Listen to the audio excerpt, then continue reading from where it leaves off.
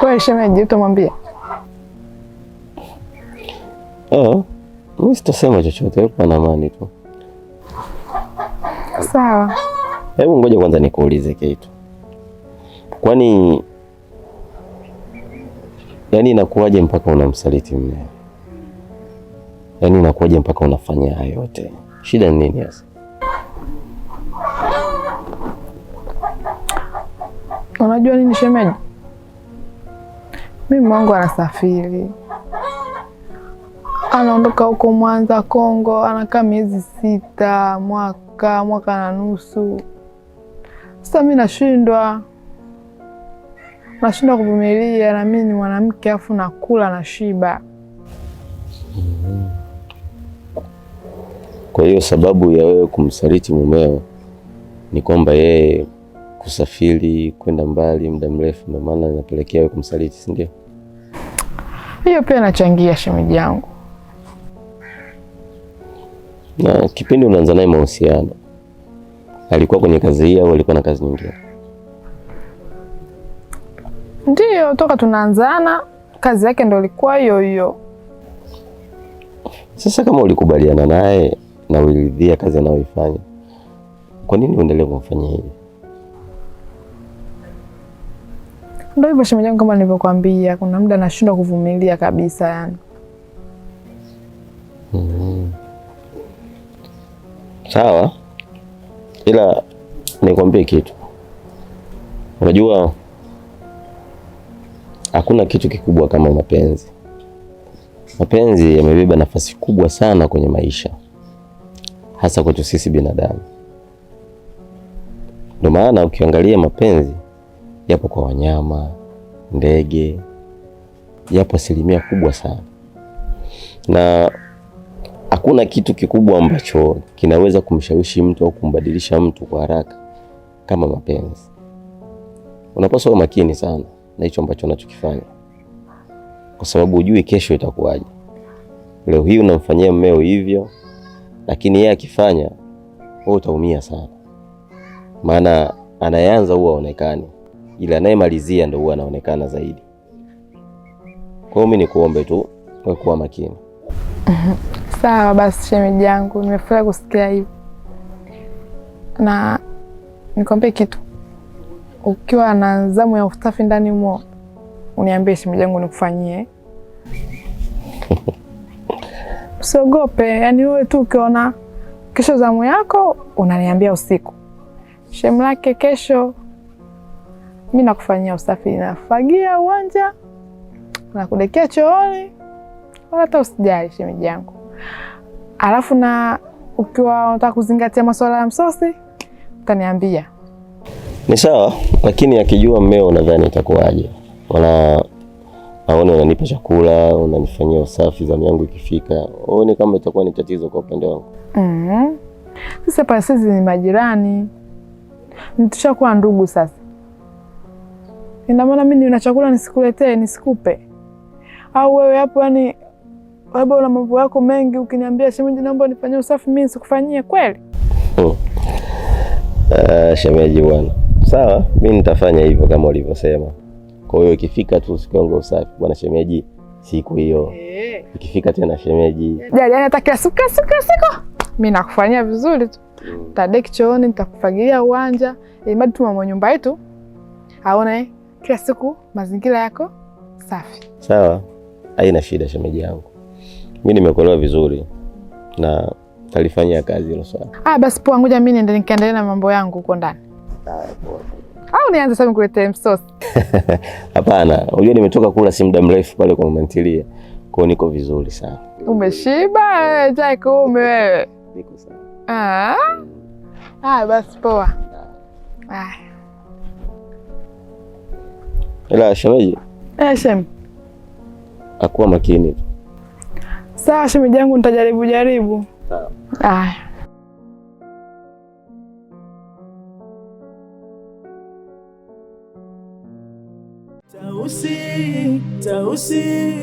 Tausi sasamba. Tausi sasamba.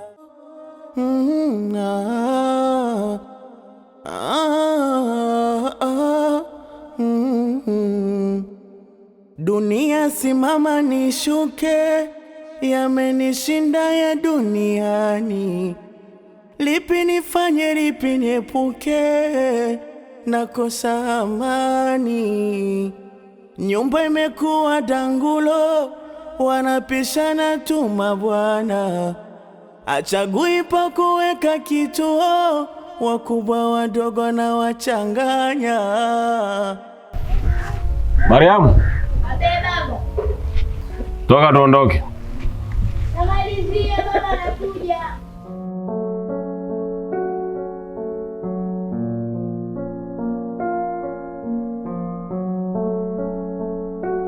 Mariamu, nikikufuata huko ndani mjinga wewe. Unajua tunazidi kuchelewa eh? Toka huko ndani wewe, muda wote unamalizia kitu gani usichomaliza wewe? Nakupa dakika moja. Ikiisha hiyo nakufuata huko ndani na vibao.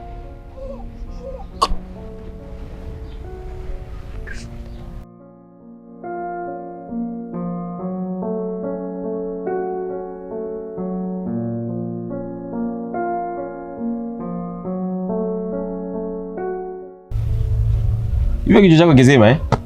Kwa mimi baba unafanyaje? Kwa leo unaenda shule bila begi? Mungu wangu. Yaani iko nimeshasahau. Yaani hata madaftari yenyewe kupakia bana. Hebu kachukua begi tuondoke. Kinaanza madudu gani mpuzi wewe?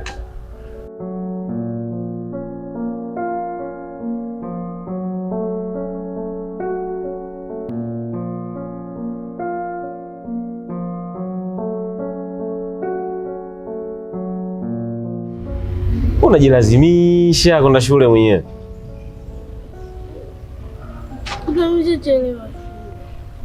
Maisha ya mtaani mwanangu ni magumu. Wewe jifanye tu sitaki kwenda shule. Wewe. Na mimi nishachelewa shule. Twende hivyo hivyo. Uchelewe usichelewe twende shule.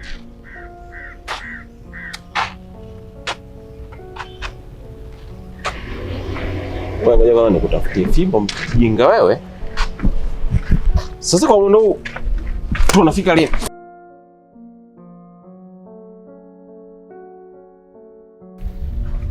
Basi ndo kama hivyo Tausi. Mimi na mambo mengi sana ya kuzungumza na wewe. Lakini leo mimi naomba niongee neno hili moja tu. Ni kuhusiana na mapenzi yangu mimi na wewe. Najua ni watu wengi sana wamekufuata. Kina Mr. Kisome. Lakini hata pale napoishi nyumbani kwangu kuna mpangaji mwingine anaitwa Ibra. Naye anakutaka wewe. Mimi naomba nikushauri tu kitu. Wale mimi naomba uachane nao. Na unipende mimi. Maki ukiangalia pale ninapoishi mimi nimepanga nyumba nzima. Kwa hiyo kuhusu swala la sasampa kwangu sio kitu kidogo. Nikipiga safari zangu za kwenda Mwanza, labda leo nipo Singida, natoka hadi nje, nipo Rwanda, Burundi. Kwa hiyo masuala ya 3 milioni 4 kuachia sio shida zangu. Kwa hiyo mimi ndio nifikirie kwa hilo Tausi. Hivi unajua kwamba yeye ni mwanaume tofauti sana? Yaani mwanaume wa tofauti sana. Ila pia mwanaume mpumbavu. Kwa sababu mimi sijai kuona eti mwanaume kwenda kumtongoza mwanamke aanze kuwapondea wanaume wenzie kwamba anajua kabisa wale wanaume wapo kwenye mahusiano na wewe mwanamke. Kwa sababu huyo Kisome unamzungumzia wewe au huyo Ibra unamzungumzia wewe, hakuna hata mmoja aliyewahi kuja kwangu na kuniambia kwamba achana na fulani nipende mimi. Sawa, mimi nimekubali. kwamba hao wanakuja kuzungumza na mimi hivyo, wananitongoza. Hawakutaji wewe, hawamtaji mwanaume mwingine kwa sababu hawajui kwamba mimi nina mahusiano na watu wengine, lakini wewe unajua. Sasa kwa nini unawaponda wao? Ni kweli Tausi, lakini huenda wale wakati wanakuja kukutongoza wewe hawakufahamu kama mimi pia nakutongoza, ndio maana hawajanizungumzia. Lakini mimi nimekuja hapa najua kabisa wale wote wamekufuata, wamekutongoza, wanakupenda, wanakutaka, ndio maana labda mimi nimewazungumzia hapa. Lakini sio kwa nia mbaya, ni kujaribu tu kukwambia uachane nao na unisikilize mimi, kwa sababu mimi nakupenda Tausi na nahitaji kutengeneza familia na wewe. Labda nikwambie tu, mimi Tausi kuolewa mke wa pili sahau. Kwanza huyo mke wako aliyekuwa naye mimi ni rafiki yangu. Kwa hiyo unataka kutugombanisha sisi, si ndivyo? Ni kweli Tausi, lakini unajua hata dini yenyewe inaruhusu kuwa wanawake hata 4. Yaani lengo tu ni kwamba unawatimizia kila hitaji unalolitaka. Lakini hilo mimi nilikuwa nakuhakikishia ni kuhusiana na swala la vipesa vidogo vidogo. Mimi kwangu halina shida. Maki kuna muda ambao nikitoka nikienda safari zangu hizi za Mwanza, sijui Songea, Mbeya, muda mwingine navuka mipaka ya nchi. Leo nipo Zambia, Kenya, Uganda, Rwanda, Burundi. Kwa shida za pesa sio tatizo kwangu. Nakuwa na kuzingatia tu. Sawa, wewe dini yako inaruhusu kwa wanawake 4. Ila mimi dini yangu hairuhusu kuolewa na yaani hairuhusu kuolewa mke wa pili. Dini yangu mimi inaruhusu kutembea na wanaume zaidi hata 2. Sijui unanielewa? Alafu mimi kutoka hapa ninapokaa nimelizika. Yaani kutoka hapa kwangu mimi sitotoka. Sijui niende kwa mtu fulani kaniambia atanioa kisa ana hela. Hela zako sana nazipenda, lakini ila ombi lako la kunioa mimi mke wa pili wala hata sijalipenda. Alafu mimi mbona na mke wako tunasaidiana sana? Yaani wewe ukiondoka safari zako, akishikwa na shida anakuja na nikimbilia, nikishikwa na shida naenda na mkimbilia. Leo hii unataka uniweke pale, unataka nigombane naye? Tafadhali. Sawa. Yaani nimekataa tena. Ni sawa, lakini hata nikiwa nimetoka pesa nitakuwa nakutumia hata kwenye simu. Haina shida, nitumie tu. Si unanitumia? Nitumie, lakini mimi kuolewa na wewe sahau.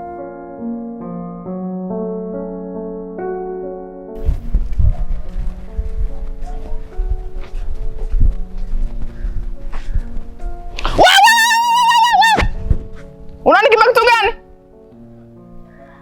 Sogea hapa. Njoo mwenyewe.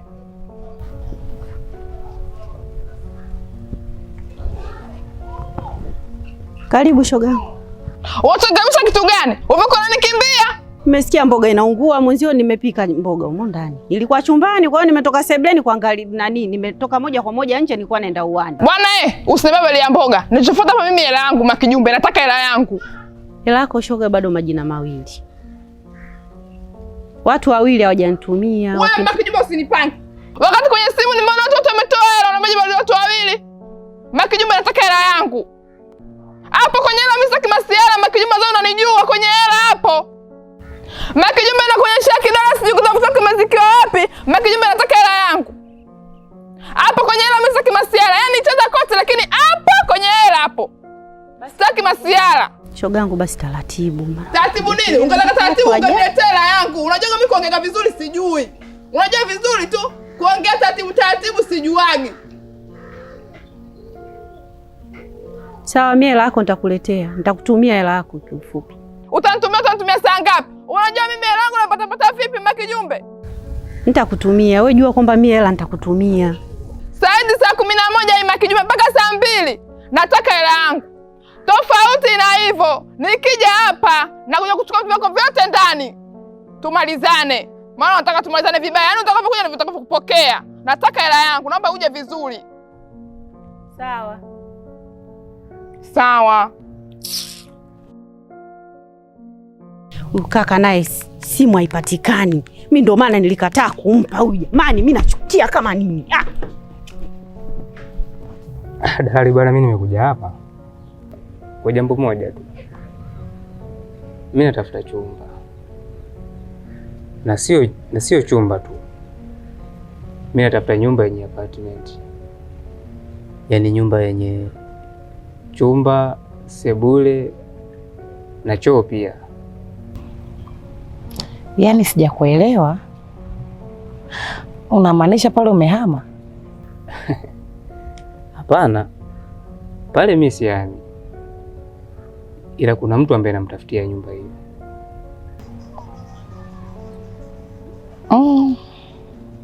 Siwezi kukataa kwa sababu ndo kazi yangu. Ila sasa kwa hii habari ulionipa unamtafutia mtu, unataka kumfanya niwe mbea sasa kakake. Nini? Unataka kumtafutia nani chumba? Dalali fika bwana. Hata kama nikificha, najua baadaye tutakuja kujua ni nani anayeishi pale. Kwa hiyo ni bora tu nikakwambia. Bana, pale sio mtu mwingine nataka kumpangisha, lakini Tausi ndo nataka akae pale.